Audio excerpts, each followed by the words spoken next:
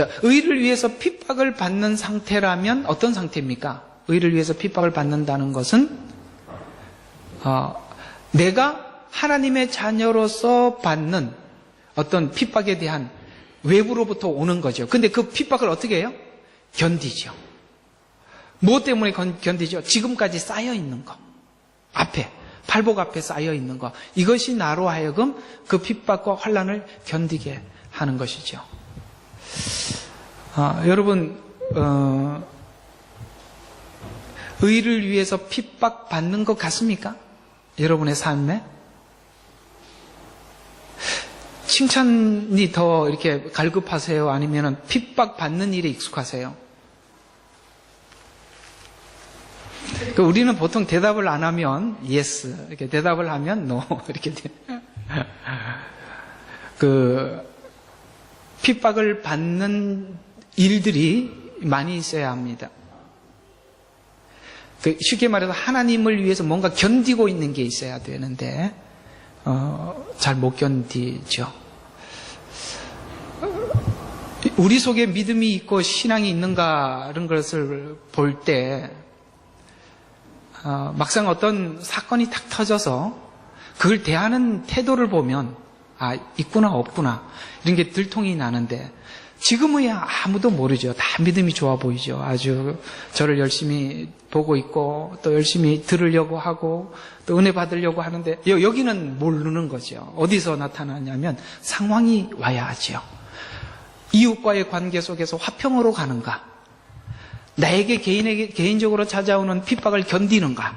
이게 지금 2개 남은 이제 7번째 복, 8번째 복이죠. 오늘은 이제 6번째 마음이 순결한 자, 그다음에 청결한 자 같은 말인데요. 하나님을 볼 것이다.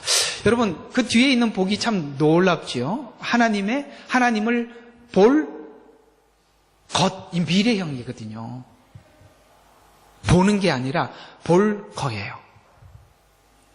그래서 오늘은 이 부분에 대해서 우리가 함께 생각해 보도록 하겠습니다. 자, 여기 마음이 순결하다라는 말, 청결하다는 말은 이런 말이에요. 갈라지지 않는 마음. 갈라지지 않는 마음. 또 하나는 이렇게 혼합되지 않는 마음. 또 하나는 그 필요에 따라서 자기의 어떤 색깔을 바꾸지 않는, 다른 말로 한마디로 딱 뭉쳐버리면 고든 마음, 이런 마음이에요. 고든 마음. 순결하다 그러니까 그저 착하다 이런 얘기가 아니거든요. 착하다 이런 얘기가 아니라 하나님을 향한 그 하나님, 그 십자가를 향한 그 하나님의 은혜를 향한 그 마음이 조금도 흔들리지 않는 고든 마음으로 한 길로 계속 가는, 이걸 보고 청결한 마음, 순결한 마음이라 표현하는 것입니다. 자, 이런 마음. 그래서 이건 윤리나 도덕적인 관점에서 우리가 순결하다, 청결하다기보다는 우리 옛날 어머니들은, 어머니의 어머니, 한참 옛날의 어머니들은 은장도를 가지고 있었잖아요. 그거 왜 가지고 있었죠? 그렇죠. 정절, 그러니까 순결. 오늘 이 본문으로 말하면 청결, 순결, 정절을 지키기 위해서 가지고 있지요. 그걸 가지고 있다는 것은 자기를 지키겠다는 굳은 의지 아닙니까? 바로 오늘 그런 의미에서 순결하다, 청결하다는 말은 바로 하나님을 향한 마음을 내 마음에 조금도 타협하지 않고 고든 길로 간다라는 뜻에서 순결하다라는 뜻입니다. 그래서 순결하다는 것이 단순히 성경에서는 순결 하나만 우리에게 요구하는 것이 아니라 순결과 함께 요구되는 것이 지혜입니다. 지혜입니다. 자, 그 지혜에 대해서 성경은 이런 말씀이 있죠. 너희는 비둘기처럼 순결하고, 또 하나는 같이 순결과 함께 가지고 있어야 될 게 뱀처럼 지혜로워라. 여러분, 순결은 우리 마음이 깨끗한 상태, 고든 상태라고 한다면 지혜는 그걸 응용하는 능력이거든요.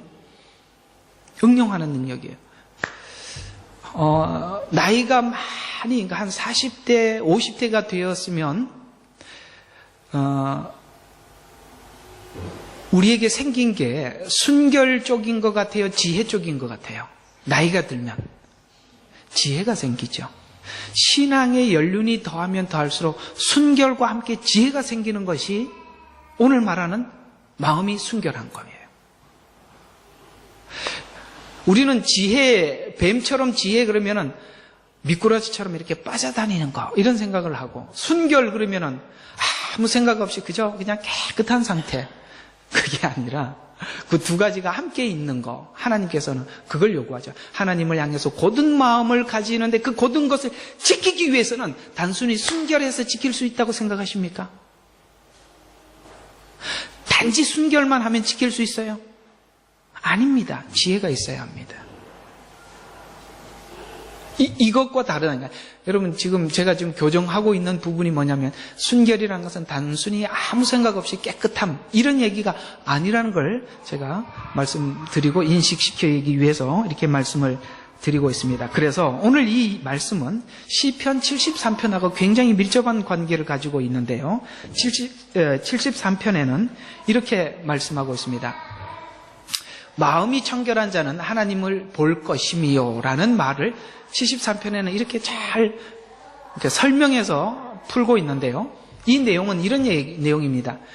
73편은 인생을 살다 보니까 악인은 굉장히 형통하고 의인들은 핍박을 받는 것처럼 보이는, 그러니까 마음이 순결한 자가 보니까 악인들은 너무 잘 되고 의인들은 핍박을 받는 것 사이에 뭐가 생겼냐면 갈등이 생기더라. 여러분, 마음이 순결하게 살려고 생각할 때가 언제냐면 청년 때입니다. 청년 때는 이런 생각을 하죠. 순결하고 깨끗하게 사는 것이 인생에 가장 괜찮은 거야. 어른들이 너무 더러워졌어. 물들어졌어. 깨끗하지 못해. 청년 때 그런 생각 해본 적이 있다 없다? 이게 말이 좀 통하고 있는지 좀 확인 좀 하고 싶어서 그러는 거니까. 여러분, 청년 때 그런 생각했죠? 사람은 순결한 게 최고야. 깨끗하게 살아야 돼. 근데 가만히 보니까 어른들하고 이렇게 대화를 해보고 겪어보니까 어른들은 참 치사하더라. 나쁘더라. 근데 그게 오해가 될 수도 있습니다. 어른들은 지혜가 만들어져 있는데 그 지혜를 잘못하면 나쁜 쪽으로 이해할 수도 있지만 청년 때 생각하고 있는 인생은 깨끗하면 된다라고 생각하는 그것이 지혜가 필요하구나라는 것을 겪기 위해서 사춘기가 주어지는 거예요. 너무 충격적인 이야기를 했나요? 사춘기는 그것이 바뀌어지는 시간입니다. 사람이 단순히 깨끗한 것으로만 인생이 전부가 아니구나. 인생을 다시 알아가는 어떤 요동치는 시간. 그것이 사춘기죠. 그걸 지나면서 우리는 성숙해져 가죠. 사고에 많은 변화를 일으키죠. 혹 여러분들 중에 그건 호르몬의 변화입니다. 이렇게 얘기하면 제가 할 말이 없고 제가 지금 정신적인 부분만 이야기를 하는 거예요. 그러니까 순결을 넘어서 우리가 성숙하기 위해서는 사춘기라는 내가 이해하지 못하는 영역에 들어가서 이해를 하기 위해서는 혼란의 시기가 필요하다는 거예요. 그 혼란의 시기를 지나서 성숙하는 듯이 73편은 바로 그런 내용이에요. 마음이 순결한 자가 이 세상을 보니까 악인은 더 잘 되고 의인들은 핍박을 받더라 라는 부분에 대해서 정리가 안 되면 믿음이 그런 상황을 볼 때마다 넘어질 거 아니에요. 여러분, 믿음 생활로 처음에 하면 이런 생각이 들어요. 교회는 사람들이 내가 은혜 받은 것 같이 참 착하고 괜찮은 사람들이 모여 있을 거라고 생각을 하다가 조금 교회 생활을 하면서 그러니까 정신이 딱 들고 나면은 이상한 사람들이 보이기 시작하죠. 안 그렇네. 어떻게 예수 믿는 사람들이라는 게 저래? 저번에 저 사람 앞에 나와서 눈물을 흘리면서 간증하면서 주를 위해서 살겠다고 하나님밖에 없다고 했던 사람이 어떻게 뒤에서 사기를 쳐? 이런 걸 들으면서 뭐가 생기기 시작해요? 시험을 받기 시작하죠. 그래, 저 사람은 아직 그렇더라도. 근데 어느 날 보니까 장로도 그러고 있고 목사도 같이 그러고 있어요. 여기까지 보고 그걸 요동치는 아까 말하는 신앙의 사춘기, 이제 거기다 이제 같이 접목을 시켜드릴게요. 신앙의 사춘기. 그게 여러분들 속에서 막 요동을 쳐서 정리가 되고 난 뒤에 그 다음부터는 누구를 안 보기 시작하죠? 아, 사람은 다 그렇구나. 그리고 누구를 보기 시작합니까? 하나님을 봐. 이렇게 하면서 우리가 성숙해 가는 거죠. 오늘 이 시 73편은 바로 그 얘기예요. 그걸 염두하고 오늘 본문 한번 봐요. 자, 하나님은 이스라엘에게 선하시니 곧 깨끗한 마음을 가진 자들에게니이다. 자, 깨끗한, 그래서 그 마음이 깨끗한 사람이 나로 말하면 내 발이 거의 실족할 뻔하였고, 여러분 교회 와서 실족할 뻔하였고라는 이 과정이 뛰어넘어지지 않는 사람들은 매우 불안한 사람입니다. 여러분은 저도 뛰어넘으셔야 하고 사모님도 뛰어넘으셔야 되고 여러분이 존경하는 어떤 목사님도 뛰어넘으셔야 합니다. 이럴 때는 아멘 좀 해보시죠. 그 넘으셔야지요. 사람 안 보기로 작정을 하셔야 합니다. 그래서 거의 실족할 뻔하였고 거의 미끄러질 뻔하였으니 교회 와서 그런 적이 있다 없다? 예수 믿고 난 뒤에도 하나님께서 통치하는 세상에 이런 많은 것들을 보면서 이런 적이 있다 없다? 많다. 내가 악인의 번영을 보았을 때 어리석은 자를 시기하였음이니이다. 죽을 때 이제 간단하게 좀 죽을 때는 고통이 없고, 야 여러분 있잖아요. 저 인간 저렇게 살면 죽을 때라도 고통을 줘서 좀 깨닫고 죽어야 되는데 고통 없이 죽어. 야 이거 시험 들 일이죠.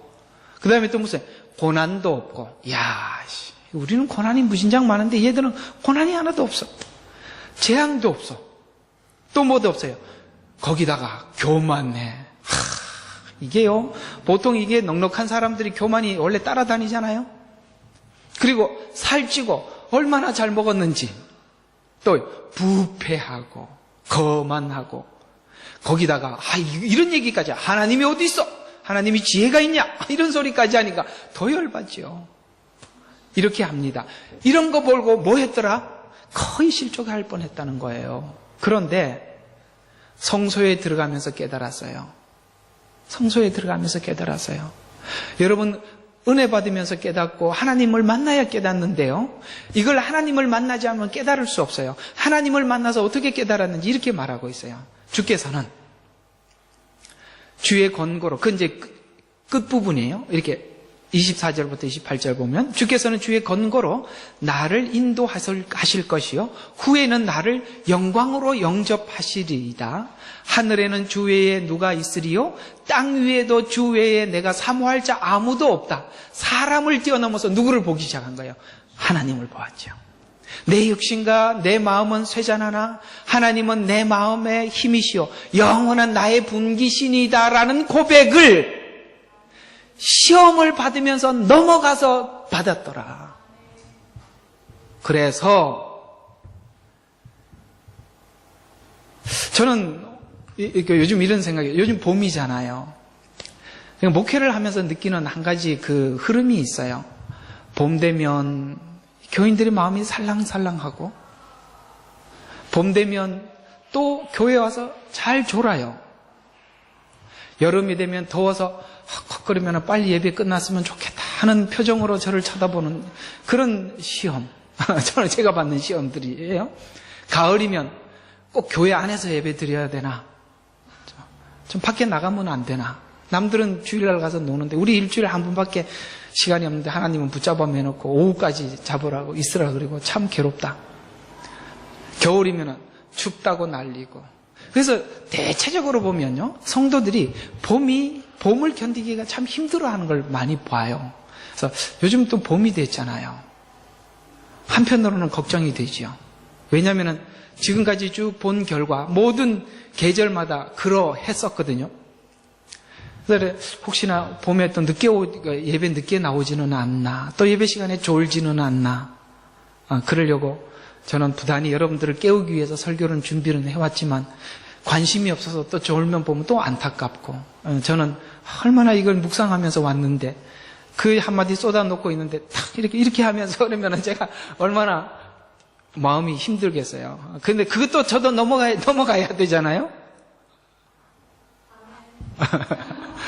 나도 넘어가야 하지만 여러분들도 이제 사람에 대해서 넘지 않으면 사람은 계속 시험을 가져다 줍니다.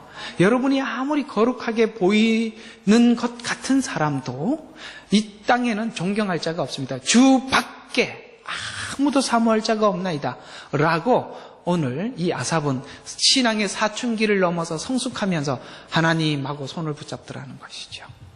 어때요?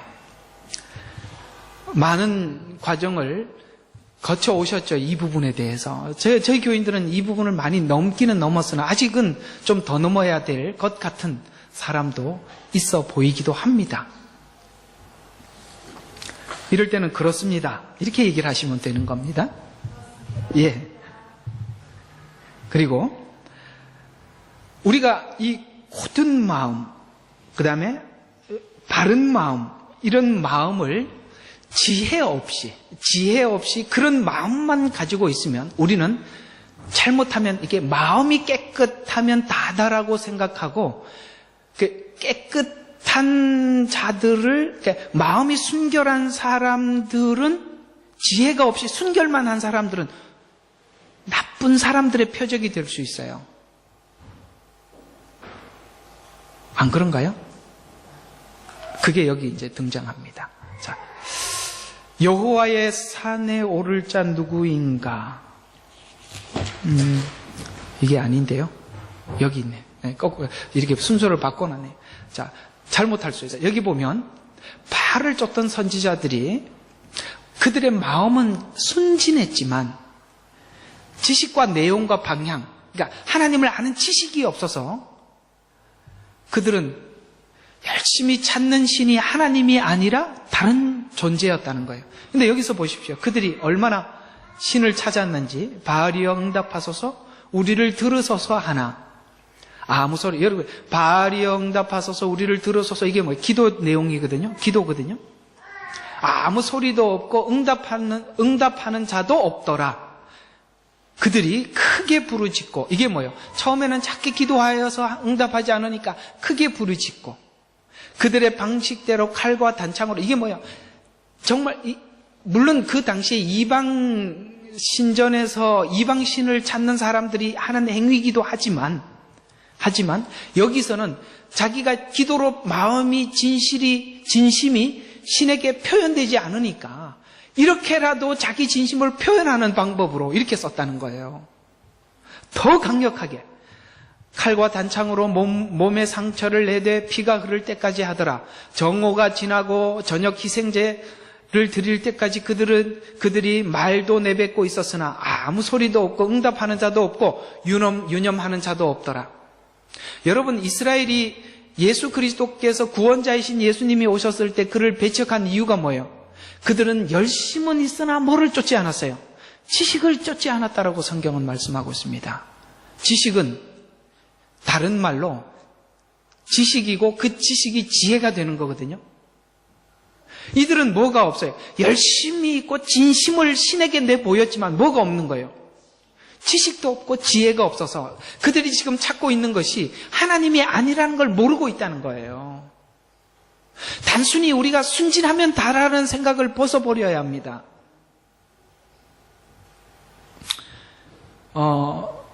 제 개인적인 좀 간증이기도 합니다만, 이제 전도사 생활을 이제 마무리하고 이제 막 목사 안수 받을 쯤이었어요. 그때 오랫동안 저를 이렇게 아껴주고 사랑해 주셨던 이제 목사님 곁을 제가 떠나게 되었어요. 그래서 저는 이제 저희 집에서 저만 은혜 받고 교회를 다녔기 때문에 저는 은혜 받은 사람들이 다 저처럼 이런 은혜를 받은 줄 알았어요. 그리고 목사님이 저희한테 한편으로 한 가지 되게 걱정이 되는 거여서 저는 그 말이 무슨 말인지 진짜 몰랐어요. 떠날 때 제게 이런 교훈을 하시더구먼요. 목사님 모든 게 참 잘 준비된 분이신데 한 가지가 제가 많이 걱정이 되십니다. 그래서 깜짝 놀라서 귀담아 들었죠. 근데 목사님, 사람들이 다 목사님 같지 않는 걸 모르시는 게 그게 흠입니다. 저는 그게 뭔 말인지 몰랐어요. 그래서 살다 보니까요, 제가 그걸 몇 번 겪고 무진장 고생했습니다. 뭐가 없었던 거예요? 그 지혜가 없었던 게 사춘기를 안 넘어간 거예요. 신앙의 사춘기. 순진하면 다다라는 게 아닌 거죠. 지혜가 없으면, 순진만 있으면 누구의 밥이에요? 악한 자의 밥이 되는 거예요. 여러분, 예수 믿는 믿음 안에서 여러분, 악한 지혜가 아니라 하나님이 주신 지식 안에 지혜가 있기를 바랍니다. 그 하나님이 주신 지혜가 있으려면 말씀, 지식이 있어야 돼요. 그래서 여러분들이 진심이면 다다라고 생각하고 살았던 많은, 그렇게 살아서 온 아픔들이 있잖아요. 진심이면 다다라고 생각하고 베풀었다가 온 아픔들을 이제는 여러분들이 어떻게 수정을 하셔야 되면, 아, 내가 지혜가 없어서 그랬던 거구나 라는 것을 발견하시고 그 지혜를 얻기 위해서 지식을 구해야 합니다. 말씀을 알아야 하나님께서는 우리를 지키는 법을 말씀을 통해서 말씀해 주셨잖아요. 그 지혜는 여러분들이 지식을 갈망하는 그 사모함 속에 하나님께서 충만히 채워주실 것입니다. 그래서 저도 한 두세 명 겪고 난 뒤에 딱 두 손 들었습니다. 그냥 성도들은 아니었어요. 아, 이게 세상이 이게 아니구나 하고 제가 무지 놀란 적이 있습니다. 이제 더 이상 안 놀라고 애를 써서 어쩌면 제 마음속에 이렇게 많은 경계심이 생겼을 수도 있어요. 굉장히 놀랐죠. 그런 일들이 혹 여러분에게도 찾아올지 모르니 여러분들은 미리미리 그 부분에 대해서 대비하시고 지식을 하나님 앞에 구하시고 쌓아가기를 주의 이름으로 축원합니다. 그 앞쪽으로 좀 돌아가서, 그렇다면 마음이 청결한 자 하나님을 볼 것이라. 그렇죠? 마음이 청결한 자는 하나님을 볼 것이라고 했으니 그 하나님을 볼 것이 무엇이냐? 시편 24편에 이렇게 말씀하고 있습니다. 주의 산에 오를 자 누구이며, 주의 산에 오른다라는 말은 주님을 만날 자가 누구냐? 이런 이야기입니다. 그리고 그 거룩한 곳에 설 자가 누구이냐? 이렇게 하나님은 우리에게 요구하고 있죠. 손이 깨끗한 사람, 또 하나는 순결한 마음을 가진 사람, 그 다음에 헛된 것에 자기 혼을 올리지 아니한 사람, 쉽게 말해서 목적이 헛되지 않는 사람, 거짓 맹세치 않는 사람. 여러분, 거짓 맹세라는 말은 앞으로 이 마태복음에도 나옵니다. 너희가 맹세치 말라, 거짓 맹세치 말라. 이 말은 거짓 맹세를 왜 하지요? 그 순간을 모면하기 위해서 하는 게 거짓 맹세 아닙니까? 할 마음은 없고 위기는 모면해야 되겠고, 우리가요, 우리 기도 속에 거짓 맹세가 많이 있고 거짓 맹세 같은 기도가 많이 있어요. 실제는 내 마음이 그걸 할 마음은 별로 없고 당장 급하게 닥쳐온 내 문제를 하나님 해결하기 위해서 조건으로 내놓은 것이, 하나님 제가 이러이러 할 테니까 하나님 이 문제 해결해 주십시오. 그게 진심입니까? 그게 성경에서 말하는 거짓 맹세예요. 진심으로 할 마음은 없고 그 순간에 위기만 모면해보자는 것이죠. 그렇게 사니 주님의 산에 오를 자가 없고 하나님 거룩한 곳에 설 자가 없는 거예요. 그거 안 해야 하나님을 만나는 거예요. 네 가지 조건. 하나는 뭐라고요? 깨끗한 손. 항상 성경에서 말하는 손, 깨끗한 손, 이런 말이 나올 때는 행위를 성경은 유대인들이 표현하는 표현이에요. 또 하나는 순결한 마음. 세 번째는 뭐예요? 헛된 목적. 그 다음에 거짓 맹세. 요 네 가지. 이거 하지 않는 자 하나님을 만날 수 있어요. 그래서 그는 주로부터 복을 받고 그의 구원의 하나님으로부터 의를 받으리라. 너희 문들아, 너희 문들을 머리를 들라. 너희 영원한 문들아, 너희는 들려 올려질지어다. 그리하면 영광의 주께서 들어오시리라. 이 영광의 왕이 누구신가? 강하고 능하신 주시며 전쟁에 능하신 주로다. 주가 어떻게 하신다고요? 들어오신답니다. 요한계시록에 보면 라오디게아 교회에게 하나님께서 말씀하시기를 내가 문 밖에 서서 두드리노니 누구든지 문을 열면 내가 들어가서 먹고 마시는데 문을 여는 그것이 뭐예요? 앞에. 문을 여는 게 뭐예요? 앞에. 깨끗한 손, 순결한 마음, 헛된 목적이 아닌 거, 거짓 맹세했지 않는 그 결단 가운데 하나님 앞에 나가는 것, 그것이 하나님을 향해서 내가 문을 여는 거예요. 문을, 이상하죠? 여러분 하나님 앞에 하나님 저 문 열어놨는데 왜 안 들어오시죠? 청소가 안 돼서 못 들어가신대요. 청소가. 놀랍게도 내가 너 문 열어라, 나 들어가게 라고 문을 두드렸던 사람은 불신자가 아니라 라오디게아 교회, 성도의 문을 두드렸어요. 이상하게도 우리는 다 주님이 나의 구주라고 하면서도 주님을 문 밖에 세우는 성도들이 있고 주님을 내 구주로 모신 자들이 있는데 주님이 왜 못 들어가시냐? 보니까 이 네 가지 의자가 거기에 이 네 개의 의자 속에 전부 다 다른 걸 앉혀놓은 거예요. 이걸 비워야 주님이 그 자리에 앉을 거 아닙니까? 그래서 주님이 문을 두드리면서 뭐라고 외칠 것 같아요? 얘야, 행위를 좀 바르게 하라. 문을 두드리면서 또 뭐라고 외쳐요?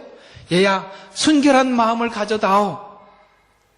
얘야, 엉뚱한 목적 갖지 마라. 할 마음 없으면서 거짓 맹세하지 마라. 하나님 이러면서 문을 두드리고 계세요. 하나님 제가 그렇게 하겠습니다라고 결단하고 하나님 앞에 돌아서면 주님은 여러분의 문을 박차고 들어오셔서 여러분의 주인이 되실 것인데 여러분 주님이 여러분의 주인이 되면 세상에 부족한 것이 없습니다. 요즘 이제 이런 생각을 자주 해봤어요. 저도 이게 이 교회를 좀 여러분들이 좀 오기 편한 자리로 옮겨볼까 생각을 전에부터 해서 지금까지 그걸 고민을 해봤는데 여기보다 더 좋은 조건이 없어요. 아무리 찾아도 없어요. 이거보다 더 좋으면 가지요. 근데 이걸 하나님께서 정말 하나님이 주신 거거든요. 이 건물은. 그리고 이 건물을 얻을 때 저희 사택도 하나님이 같이 주셨거든요. 근데 사택도 더 좋은 조건이 있으면 갈겠는데 없어요. 그러면서 무슨 생각이 드냐면 지금 5년째 이렇게 살고 있잖아요. 5년째 찾아봐도 안 보이잖아요. 사택도 안 보이고 교회도 안 보여요. 그래서 무슨 생각이 드냐면 하나님은 먼 곳까지 아시고 주셨던 거구나. 아무리 봐도 이거보다 더 좋은 곳이 없구나. 그런 생각이 들듯이 여러분이 하나님이 무언가를 선택해 주시면요. 하나님이 주신 거는 이렇게 완전할 수가 없어요.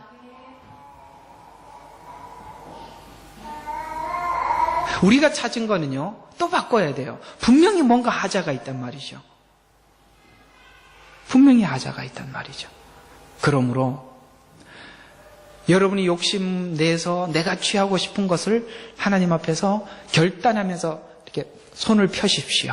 손 마른 자가 되지 말고 손 편 자가 되십시오. 하나님 앞에 내려놓으면 주님께서 여러분의 주인이 되셔서 주님께서 여러분 앞에 가져다 주는 것, 그건 오래 써도 지겹지도 않고 오래 써도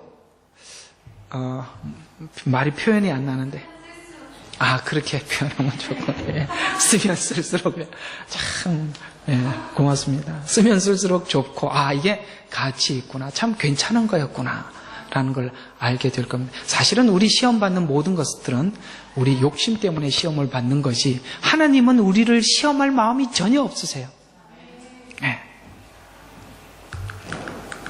자, 그래서 또 하나는 우리가 청결하게 보이려고 하는, 자, 여러분, 청결하게 보이려고 하는 청결은 율법주의 신앙이에요. 율법주의 신앙은 청결하게, 그 순간은 되게 거룩해 보이지만 속에 아무것도 없어서 내가 청결하고 깨끗한 사람이라는 것을 보이기 위해서 무엇을 할 수 있어요? 구제하고 기도하고 금식할 때. 그래서 마태복음 6장 1절에 사람에게 보이려고 너희의 의를 행치 않도록 주의해라. 의를 행하는데 뭐 때문에 하냐면 내가 의로운 사람이라는 걸 사람에게 보이려고 하는데 그 보이려고 하는 그것이 성경에서 하나님께서 우리에게 요구하는 거룩한 것을 동원해서 자기를 증명하더라는 거야. 거룩한 거죠. 구제하는 거 거룩한 일입니다. 기도하는 거 거룩한 일이죠. 금식 여러분 얼마나 거룩해요. 이런 것에서도 뭐가 타고 들어와요. 죄는 이 거룩을 통해서도 타고 들어오더라는 거예요.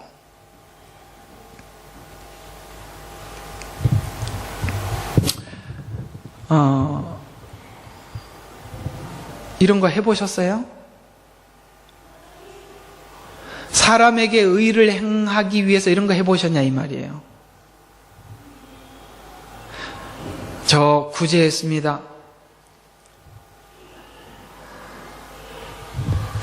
참 저희 교회는 이 부분에 대해서 제가 처음부터 마음을 먹고 안 하지만 어떤 교회는 이번에 장로님이 저희 성가대에 야유에 관한 모든 전반의 비용을 다 대주었습니다. 장로님 감사합니다 하고 광고를 안 해주면 시험에 들어서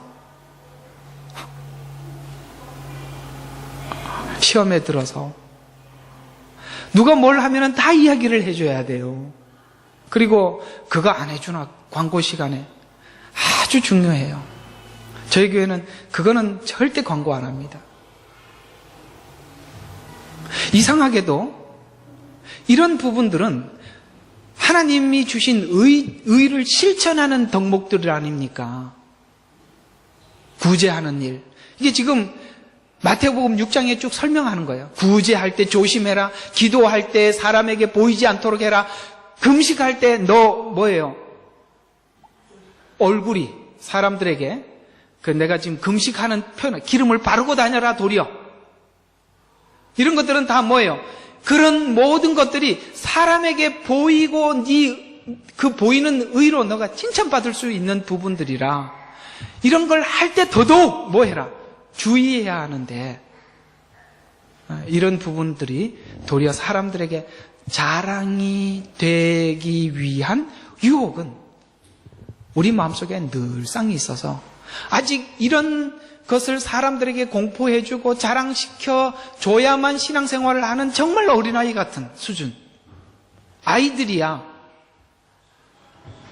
자기가 과자 5개 있는데 옆에 있는 다른 친구들인데 과자 하나 주면 박수를 쳐줘야 다음 사람한테 또 주지요. 그거 안 알아주면 절대 안 주시오. 이건 정말 신앙의 유학이 아닙니까? 네. 그거 부모가 잘 통제해야 빨리 극복하듯이 교회에서 이거 시작하면 여러분과 저는 정말 안 자라고 계속 유아기에서 계속 머물러 있을 수밖에 없어요. 그거는 아예 안 하는 것이 여러분에게도 좋고 제게도 좋고 하나님께 다 좋습니다. 그래서 성경은 구제할 때나 뭐 할 때 뭐 하라고요? 오른손이 하는 일을 왼손이 모르게 하라고 할 만큼 주의하라고 하신 거예요. 왜냐하면 오른손과 왼손은 비밀이 없는 관계예요. 가장 가깝고 그리고 같은 일을 하잖아요. 손이 하는 일은 같은 일이잖아요. 그렇기 때문에 서로가 서로에 대해서 가장 가까이 가장 먼저 느끼고 가장 먼저 알 수 있는 그런 대상에게조차도 내 구제를 알리지 말라. 왜냐하면 그렇게 하면 너희들은 이미 상을 받았고 이미 기도 응답을 받았고 이미 금식이 무효예요. 아무 소용없습니다.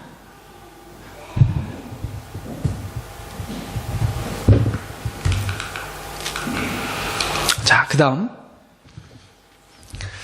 하나님이 원하는 마음은 바로 이 상한 마음인데요. 이라는 것을 알게 됩니다. 상한 마음으로 주님 앞에 나가서 확인하여 얻게 된 것은 하나님의 사랑하심, 자애하심, 온유한, 그 다음에 자비 이런 것을 경험하게 되는데요. 시편 51편은 다윗이 밧세바와 범죄하고 난 이후에 적은 시지요. 여러분 있잖아요. 언제 우리 속에 있는 자기의라는, 그러니까 내 속에 있는 자기의라는 그 채워져 있는 자기의가 언제 비워지느냐면, 내가 얼마나 형편없는 죄인이라는 것을 발견할 때 그걸 비울 수 있어요. 그게 채워져 있을 때는, 야, 너 교만하다, 거만하다, 너는 네 속에 있는 자기의만 있잖아, 이렇게 말을 하면 화가 나죠. 왜? 그걸로 지금까지 먹고 살았는데, 그걸로 자랑 삼고 살았는데, 그걸 지적을 하면 너무 싫어하죠. 그런데 그걸 하나님 앞에서 얼마나 큰 죄를 담고 있는 줄을 보여줄 때 그것이 비워지는 거예요. 왜 그걸 하나님이 비우시려고 해요? 그러니까 예를 들어서 여러분 있잖아요. 우리가 살면서 하나님 앞에, 또 사람들 앞에, 이게 표현이 잘 생각이 안 나는데, 아주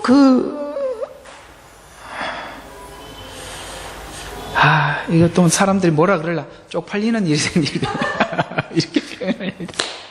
너무너무 창피한 일을 겪게 될 때, 정말 이게 수치를 당할 때, 좀 이렇게 해야 딱 정확한 표현이 될 것 같아서 좋습니다. 누구도 뭐 기도할 때 쪽팔리는 일이 없도록 해달라고 기도하더만 그런 것처럼, 그런 수치를 당할 때 여러분 뭘 보게 되냐면, 내 속에 얼마나 더러운 것이 담겨 있는 줄 확인하는 시간이에요. 그 시간이 무슨 시간이냐면, 여러분 속에 있는 더러운 의를 비우는 시간입니다. 고맙잖아요, 그 시간. 이거 있잖아요, 우리는요, 그 상황, 그런 상황을 우리가 맞이하지 않으면 그거 가지고 숨겨놓고 계속 울고 먹어요. 자기 의를 버리지 않으면 하나님의 의가 들어올 수 없어요. 그래서 이게 시편 51편이 이런 말씀하는 거예요. 그걸 이제 자기가 밧세바와 간음하고 난 이후에 자기 속에 이렇게 더러운 죄성이 있다는 걸 다윗은 그제서야 발견하고 너무 충격 받아버리고 이렇게 이야기해요. 우슬초로 나를 정결케 하소서. 내가 깨끗하게 되리이다. 무슨 말이에요? 나 깨끗하지 않았다는 거예요. 우슬초로 나를 깨끗하게 하소서. 내가 깨끗하게 되리이다. 무슨 말이에요? 나는 내 스스로 깨끗하게 됐어. 나는 밧세바와 간음하고 난 뒤에 내가 얼마나 더러운 인간인지 발견하게 되었습니다. 그 다음에 또 나를 씻기소서. 내가 눈보다 더 희리이다. 이게 다 뭐예요? 깨끗하게 되리이다. 그 다음에 희게 되리이다. 무슨 뜻이에요? 내 힘으로 안 되더라는 거예요. 내가 가지고 있는 의는 내 스스로 절대 이걸 비우고 하나님의 의를 담을 수가 없어서 하나님이 그런 수치스러운 자리에다가 가끔씩 올려놓으시는 거예요.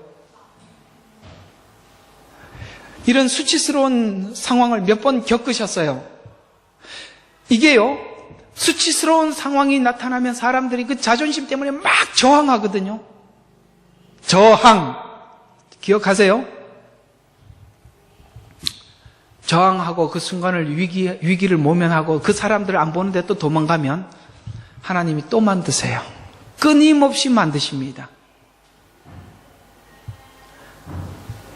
창피한 데 익숙하면 안 됩니다.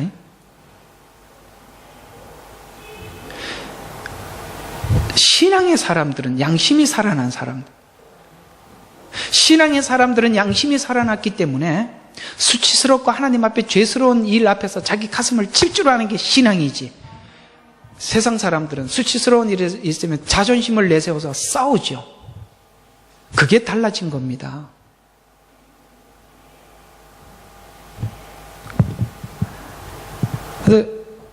이런 걸 보면 믿음이 있는지 없는지 확인이 되는 거예요.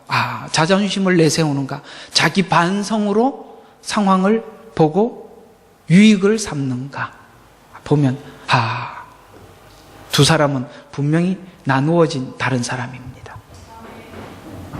그래서 오 하나님이여, 내 안에 깨끗한 마음을 창조하시고 내 안에 바른 영을 새롭게 하소서.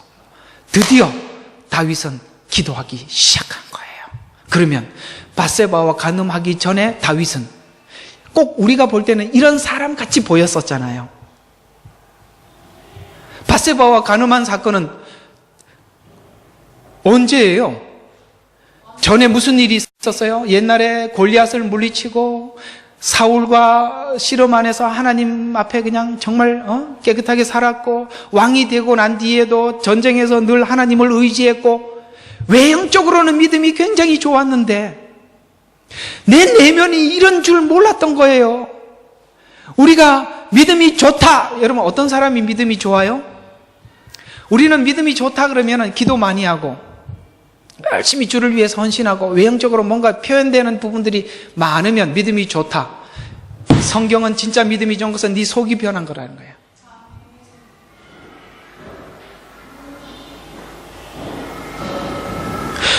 시편 51편을 쓸 때는 과거에 늘 성공한, 승리한 다윗이었습니다. 다윗이 밧세바와 간음하리라고는 아무도 생각을 못했잖아요. 그리고 자기 속에 이런 게 있는 줄 본인도 깜짝 놀라는 거죠. 그래서 이거는 내 속에 있는 것이 아니고 하나님께서 내 속에 들어오셔서 창조하시고 새롭게 하셔야 되는 거구나라는 것을 발견하는 게, 그게 그 자리가 뭔 자리냐? 은혜가 들어갈 자리예요. 구속자인 예수가 들어갈 자리입니다. 그 자리를 비워놓지 않으면 예수는 들어올 자리가 없습니다. 은혜는 들어올 자리가 없어요. 하나님은 그 공간을 비우라고 그렇게 수치스러운 상황을 하나님께서 마련하시는 거예요. 창피하잖아요.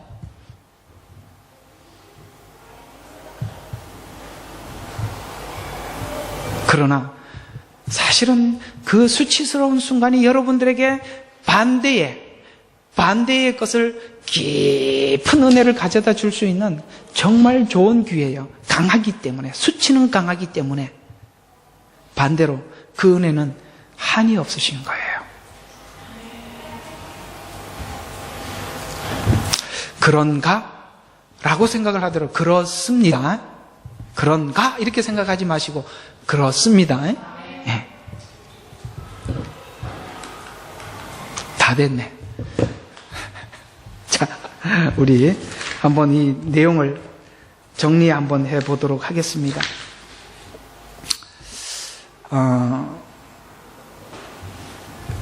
율법의 열매로는 맺을 수 없는 것, 팔복에 있는 열매들입니다. 율법으로는 온유, 자비, 그 다음에 화평, 긍휼, 이런 거는 없습니다. 오늘 이 팔복 이야기는 은혜 안에서 만들어지는 것들입니다. 그래서 너가 정말 하나님 안에서 은혜로, 자비로 구원받은 자인가라고 오늘 이 팔복을 통해서 우리에게 질문하는 겁니다. 그 은혜로 구원을 받았다면 하나님께서 너희 속에 은혜가, 자비가, 화평이, 이런 것들이 하나님께서 준 보이지 않는 자원, 신앙에 보이지 않는 자원들이, 이런 것이 너희 속에 쌓여갈 텐데, 이것이 쌓이는 것으로만 끝나는 것이 아니라 그 쌓인 것이 뒤에 하나님의 보상으로 주어진다. 그 어떤 보상들이 쭉 나열되지요? 애통해서 뭘 얻었어요? 천국이 내 것이 되고, 그 다음에 뭐예요? 온유해서 뭘 얻었어요? 땅을 유업으로 받고, 의에 굶주려서 배부르게 되고, 자비롭게 해서 자비를 얻게 되고, 순결한 마음이 하나님을 보게 되는, 하나님은 그걸 주셔서 그 뒤에 있는 것, 앞에 것을 주셔서 뒤에 것을 약속하고 계시는데, 이것은 율법적인 신앙은 절대 앞에 것을 가질 수가 없는데, 은혜를 받은 자, 은혜 안에서 받은 이 은혜가 훗날 하나님의 약속들을 우리에게 약속하고 우리에게 따라오라고 요구하고 말씀하고 계시죠. 여러분이 하나님을 향해서 변치 않는 곧은 마음으로 가시다 보면 언젠간 주님을 만나게 될 것입니다. 그 만나는 과정에 우리에는 신앙에 뭐가 있어야 돼요? 반드시 넘어가야 할, 아까 아삽의 시처럼 사춘기. 자라는 과정에서 어떻게 사고의 변화 없이 자랄 수 있습니까? 사춘기를 아직 안 지난 50대 젊은 오빠들, 문제 많아요. 젊은 오빠, 무슨 젊은 오빠예요? 나이가 50이 되면 50된 지혜가 있어야지. 순진만 하면 더합니까? 그건 순진만 하면 아까 누구의 악의 세력에 노출되어 있는 거예요. 여러분들은 뱀처럼 지혜롭고 비둘기처럼 순전한 순결, 오늘 말하는 청결한 마음, 곧은 마음. 마음은 곧되 그 곧은 마음이 악한 공격으로부터 움직일 줄 아는 지혜를 가지고 하나님을 향해서 끊임없이 그 방향으로 가셔서 결국 여러분에게 오늘 본문이 약속한 하나님을 볼 것이며 라는 그 자리에 가서 하나님을 보시기를 주의 이름으로 축원합니다. 주님을 보면 여러분은 많이 달라지게 됩니다. 많이 여러분의 갈등이 다 끝날 것입니다. 주님을 보면 얼마나 행복한지 모릅니다. 세상이 달라집니다. 여러분의 원수도 없어집니다. 세상은 그렇게 아름다워집니다. 왜요? 주님을 만난 모든 사람들이 그랬거든요. 기도합시다. 하나님, 마음이 순결하고 곧고 흔들리지 않는 곧은 마음을 우리에게 주시옵소서. 그 마음으로 변치 않고 주님을 향해서 곧장 갈 수 있도록 하나님 은혜 베풀어 주옵소서. 가는 길에 우리 앞에 많은 시험의 장애물들이 있기도 합니다. 그것이 사람이기도 하고 환경이기도 하고 여러 가지 나를 시험케 하는 많은 주변의 일들이 우리로 하여금 마음의 갈등을, 우리 마음을 요동치게 합니다. 그러나 주님, 저희들은 하나님을 향해서 가기로 결정했고 변치 않는 결단으로 하나님 앞에 곧장 가겠습니다. 가는 길에 지혜를 주십시오. 그 지혜를 얻기 위해 하나님의 지식을 구하게 하옵소서. 이제는 우리 주 예수 그리스도